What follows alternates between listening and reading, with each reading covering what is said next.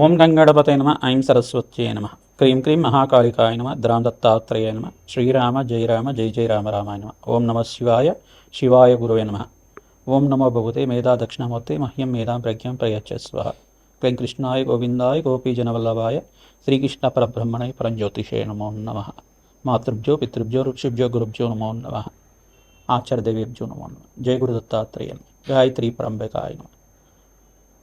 YouTube ప్రేక్షకులకు అందరికీ కూడా నమస్కారం అండి. నేను పాలపర్తి గురునాథాశ్రమ జ్యోతిషం వాస్తు సిద్ధాంతిని మీకంతా కూడా ఈ యొక్క గ్రహ గోచార ప్రకారంగా నవగ్రహాల యొక్క కలియిక వాటి ప్రభావం అంతా కూడా నవగ్రహ దేవతల యొక్క అనుగ్రహం అంతా కూడా 2026 సంవత్సర ఫలితాల్లో భాగంగా ప్రధానంగా 2026 ఆంగ్ల సంవత్సర ఫలితాల్లో భాగంగా జనవరి నుంచి డిసెంబర్ దాకా ప్రధానమైన గ్రహాలంతా కూడా శుక్రుడు బృహస్పతి శుభగ్రహాలంతా కూడా ఏ రాశి వాళ్ళకి యోగిస్తాయి, ప్రధానంగా శుభ కార్యక్రమాలు మీ గృహంలో అంతా కూడా నెరవేరడానికి ఎటువంటి పరిష్కారాలంతా కూడా ఆచరించాలి, ప్రధానంగా గృహయోగము మరియు భూసంపద స్థిరాస్తి మరియు వివాహాది శుభకార్యాలు, ఇటువంటి శుభకార్యాల కోసం శుక్రుడు బృహస్పతి యొక్క అనుగ్రహం ఏ రకంగా లభిస్తూ ఉంటుంది, ఏ రాశి వాళ్ళకంతా కూడా వివాహాది శుభకార్యాలు అత్యంత యోగకరంగా ఉన్నాయని విశేషంగా చెప్పడం కూడా జరుగుతుంది. ప్రధానంగా సంపూర్ణ విశ్లేషణ అంతా కూడా ఈ యొక్క గ్రహ గోచార ప్రకారంగా అంతా కూడా విశ్లేషణ చేయడం జరుగుతుంది. బృహస్పతి యొక్క అనుగ్రహం, శుక్రుడి యొక్క అనుగ్రహం, వివిధ గ్రహాల యొక్క స్థితిగతి ప్రభావం అంతా కూడా సంయోగం అంతా కూడా ఏ రకంగా వివిధ రాశుల వాళ్ళకి ఇవ్వబోతున్నాయని విశ్లేషణ చేయడం జరుగుతుంది. ప్రధానంగా చూసుకుంటే శనీశ్వరుడు అంతా కూడా మీనరాశులు సంచారం చేస్తున్నారు. ప్రధానంగా రాహు అంతా కూడా కుంభరాశులు సంచారం చేయడం, ఏప్రిల్ 14 తర్వాత వక్రగతి పొందుతుంటారు. కేతు అంతా కూడా సింహరాశులు సంచారం చేయడం, ప్రధానంగా బృహస్పతి అంతా కూడా చూసుకుంటే మిథున రాశిలో జూన్ 14 దాకా మిథున రాశిలో సంచారం చేస్తుంటారు. జూన్ 14 తర్వాత కర్కాటక రాశిలో అంతా కూడా ఉచ్చస్థానాన్ని పొంది అక్కడ సంవత్సర కాలం వరకు సంచారం అనేది జరుగుతుంటుంది. ప్రధానంగా చూసుకుంటే బృహస్పతి ఉచ్చస్థానంలో సంచారం అత్యంత యోగకరంగా శుభమైన ఫలితాలు ఇవ్వడానికి వివిధ రాశుల వాళ్ళకి యోగకరంగా ఉంటుంది.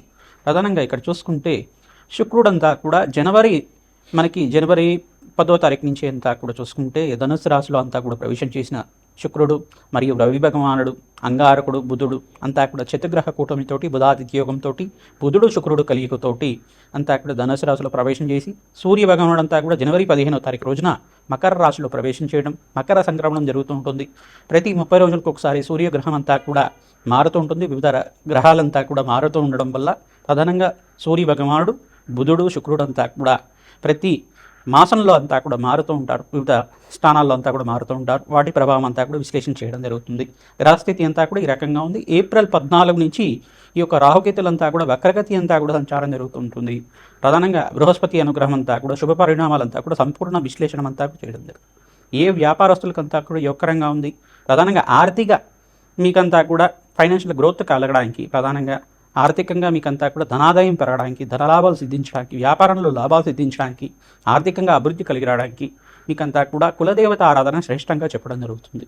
ఎవరైతే కనుక కులదేవత ఆరాధన విశేషంగా చేసుకుంటుంటారో మేషాది ద్వాదశ రాశుల వాళ్ళు విశేషంగా మీకంతా కూడా అత్యంత అనుకూలంగా అష్టేశ్వర ప్రాప్తి రావడానికి ఆస్కారం ఉంటుంది. గోచార చక్రవశాత్తు చూసుకుంటే మీకంతా కూడా దత్తనాడి ప్రకారంగా ఈ యొక్క ప్రశ్నారూఢ జాతకం ప్రకారంగా గోచార చక్రవశాత్కంతా కూడా వివిధ రాశుల వాళ్ళకి ఈ యొక్క గ్రహస్థితి ప్రభావం ఈ రకంగా ఉంది. దానికి పరిహారం చేసుకుంటే ఇంకా యోగకరంగా మీకు సంపూర్ణమైన అనుగ్రహం అంతా కూడా లభిస్తుంది. జగన్మాత అనుగ్రహం వల్ల, ఆ మహాశక్తి అనుగ్రహం వల్ల మీకంతా కూడా అత్యంత అనుకూలంగా ఈ యొక్క అష్టేశ్వర ప్రాప్తి, ధనలాభాలు, అదృష్ట యోగాలు సిద్ధించడానికి ఆస్కారం ఉంటుంది. మీ గృహంలో అంతా కూడా వివాహాది శుభకార్యాలు జరగడానికి ఆస్కారం ఉంటుంది. విశ్లేషణ అంతా కూడా పరిష్కారం ఆకారంలో చెప్తాము. మేము చెప్పే పరిహారం అంతా కూడా మీరు ఆచరిస్తే కనుక అత్యంత రాజయోగం సిద్ధించడానికి, విపరీత రాజయోగము, ధనప్రాప్తి, అదృశ్యయోగం, మహాలక్ష్మి స్థిరనివాసంగా ఉండడానికి, అష్టైశ్వర ప్రాప్తి కలగడానికి, వ్యాపారంలో అభివృద్ధి, ఉద్యోగంలో మార్పు, స్థానచలనం, గృహయోగం సిద్ధించడానికి ఆస్కారం ఉంటుంది. శ్రీమాత్రే నమః. మీనరాశి జాతకులకి గోచారరీత్యా 2026 ఆంగ్ల సంవత్సర ఫలితాల్లో భాగంగా బృహస్పతి శుక్రుడి అనుగ్రహం వల్ల ఎటువంటి రాజయోగాలు సిద్ధిస్తాయి, ఎటువంటి మిశ్రమైన ఫలితాలు ఉన్నాయని తెలుసుకోవడం జరుగుతుంది. మీనరాశి జాతకులకి ఏలినాటి శని ప్రభావంలో ఉన్నారు కావున ప్రధానంగా శనీశ్వరికి ప్రీతికరంగా జపము, హోమాది కార్యక్రమాలు ఆచరించాలి. అగ్నికి నల్లనూనెను దానం చేయాలి. ప్రధానంగా నువ్వులతోటి హోమాది కార్యక్రమాలు ఆచరించుకోవడం వల్ల రాజయోగం సిద్ధిస్తుంది. తిల హోమం అంటారు దీన్నంతా కూడా. జన్మజాతకంలో కనుక ఏలినాటి ప్రభావం అంతా కూడా ఎక్కువగా ఉంటే, ప్రబలంగా ఉంటే, శనీశ్వరుడు దోషం అంతా కూడా ప్రబలంగా ఉన్నప్పుడు ప్రధానంగా జన్మజాతకంలో స్వల్పంగా మీకంతా కూడా మిశ్రమైన ఫలితాలు, శ్రమతో కూడిన సంపాదన పెరుగుతూ ఉండడం, ఆర్థికంగా ఎంత ప్రయత్నం చేసినా ధనాదాయం పెరగకపోవడం, ఇటువంటి బాధలతో వాడుతూ ఉంటారు. ప్రధానంగా ప్రథమార్థంలో అంతా కూడా మిశ్రమైన గ్రహాలంతా కూడా సంచారం జరుగుతుంది. ఈ యొక్క ఆగస్టు 28వ తారీఖు తర్వాత మీకంతా కూడా రాజయోగంగా చెప్పడం జరుగుతుంది. మీనరాశి జాతకులకి విశేషంగా ప్రధానంగా బృహస్పతి ఉచ్చస్థానంలో సంచారం, పంచమస్థ బృహస్పతి యోగం అంతా కూడా వివాహాది శుభకార్యాలంతా కూడా జరగడానికి ఆస్కారం ఉంటుంది. ఈ సంవత్సరంలో వివాహం కాని వాళ్ళకి మీనరాశి జాతకులకంతా కూడా వివాహాది శుభ కార్యక్రమాలంతా కూడా జరగడానికి ఆస్కారం ఉంటుంది. మీ జన్మజాతకం అంతా కూడా జ్యోతిష్య పండితులతో మీరు విశ్లేషణ చేసుకొని తగు పరిష్కారం చేసుకోవడం వల్ల రాజయోగం తెచ్చిస్తుంది. బృహస్పతికి, శనీశ్వరుడికి, అంగారకుడికి, ప్రధానంగా శుక్రుడికి, తర్వాత రవి భగవానుడికి అంతా కూడా రాహు కూడా జపము హోమాది కార్యక్రమాలు జాతకరీత్యా గోచారీత్యా ఈ గ్రహాలన్నీ కూడా కొన్ని నెలల వరకు మీకు మిశ్రమైన ఫలితాలు ఇస్తున్నాయి. కావున ఈ గ్రహాల అనుగ్రహం ఉంటే సకల కార్యసిద్ధి కలుగుతుంది, సకల కార్య జయం కలుగుతుంది. అందుకని పరిష్కారం చెప్తున్నాం. అగ్నికి నవధాన్యాలు సమర్పిస్తూ ఉండాలి ప్రతినిత్యం కూడా. ఎవరైతే కనుక కమలాత్మక దేవి మూలమంత్ర రహితంగా శ్రీసూక్త హోమాది కార్యక్రమాలు ఆచరిస్తూ ఉంటారో విశేషమైన పుణ్యప్రాప్తి లభిస్తుంది. రాజయోగం కోసం ప్రతినిత్యం కూడా మీరంతా కూడా రాజశ్యామల యజ్ఞాతికరతులు, ప్రత్యంకర దేవి శాంతి హోమాది కార్యక్రమాలు, విశేషమైన హోమాది కార్యక్రమాలు ఆచరించడం వల్ల విశేషమైన పుణ్యప్రాప్తి లభిస్తుంది, అష్టైశ్వర ప్రాప్తి లభిస్తుంది. ప్రతినిత్యం కూడా దత్తాత్రేయ శాంతి హోమాది కార్యక్రమాలు ఆచరిస్తూ ఉండాలి. ప్రధానంగా శనగలు దానం చేసుకోవడం, బొబ్బరులు దానం చేసుకోవడం, నల్ల నువ్వులు దానం చేసుకోవడం, బ్రాహ్మణత్వంకి అంతా కూడా ఉలవలు దానం చేసుకోవడం వల్ల కార్యసిద్ధి కలుగుతుంది. దత్తాత్రేయాయ స్మరణ మాత్రైన సంతుష్టాయ నమః ఈ నామాన్ని జపాన్ని ఆచరించండి. ప్రతినిత్యం కూడా దత్తాత్రేయ స్వామి వారి అనుగ్రహం వల్ల సకల కార్యసిద్ధి కలగడానికి ఆస్కారం ఉంటుంది. వివాహం కాని వాళ్ళకి శీఘ్ర వివాహ యోగం కోసం సుబ్రహ్మణ్య కళ్యాణం అంతా కూడా ఆచరించడం వల్ల శీఘ్ర వివాహ యోగం సిద్ధించడానికి ఆస్కారం ఉంటుంది. వంశాభివృద్ధి కలుగుతుంది, కార్యసిద్ధి కలుగుతుంది. శ్రీమాత్రే నమః.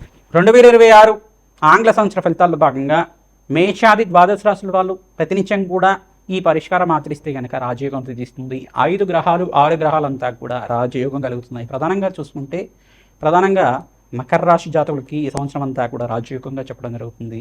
ప్రధానంగా వృషభ రాశి జాతకులకు కూడా ద్వితీయార్థంలో అంటే జూన్ 14 తర్వాత రాజయోగంగా చెప్పడం జరుగుతుంది.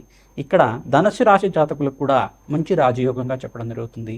కుంభరాశి జాతకులకు కూడా మంచి రాజయోగం, విపరీత రాజయోగం అంతా కూడా ఈ సంవత్సరం అంతా కూడా సిద్ధించడానికి ఆస్కారం ఉంటుంది.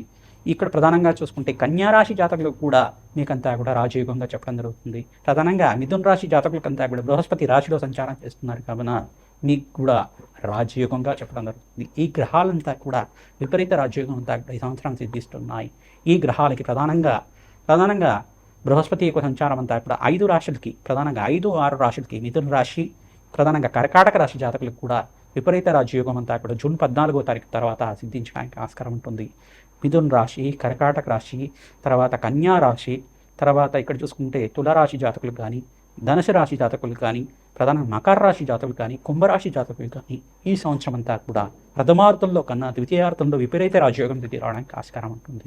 విశేషంగా నవగ్రహాలకంతా కూడా ప్రదక్షిణాలు చేసుకోవడం వల్ల, మేషాది ద్వాదశ రాశుల వాళ్ళు అన్నదానం చేయడం వల్ల ఈ సంవత్సరం అంతా కూడా అష్టైశ్వర ప్రాప్తి కలుగుతుంది. ప్రధానంగా శనీశ్వరుడికి, అంగారకుడికి, బృహస్పతికి, శుక్రుడికి, రాహుకి, సూర్య భగవానుడికి, అన్ని గ్రహాలకి ప్రధానంగా ఈ గ్రహాలే ప్రధానంగా ఉంటాయి కావున ఈ గ్రహాలకి మేషాది ద్వాదశ రాశి వాళ్ళు జపము హోమాది కార్యక్రమాలు ఆచరించుకోవడం, ఆ గ్రహాలే ప్రీతికరంగా దానాలంతా కూడా చేసుకోవడం వల్ల, వేద బ్రాహ్మణత్వంతో మూలవంత సహితంగా యజ్ఞాధికరతలు ఆచరించడం వల్ల, విశేషమైన హోమాలంతా కూడా ఆచరించడం వల్ల అష్టైశ్వర ప్రాప్తి కలుగుతుంది. విశేషమైన ధనప్రాప్తి లభిస్తూ ఉంటుంది. వివాహం కాని వాళ్ళకి వివాహాది కార్యక్రమాలు జరగడానికి ఆస్కారం ఉంటుంది. వంశాభివృద్ధి కలుగుతుంది, అష్టైశ్వర ప్రాప్తి కలుగుతుంది. ప్రతినిత్యం కూడా అమ్మవారి ఆరాధన చేయండి, ఖడ్గమాల స్తోత్రాన్ని పఠనం చేసుకోండి, సుబ్రహ్మణ్య కవచానంతా కూడా వేద బ్రాహ్మణత్వంతో పారాయణం చేయించండి. మంచి కార్యసిద్ధి కలుగుతుంది. శ్రీమాత్రే నమః.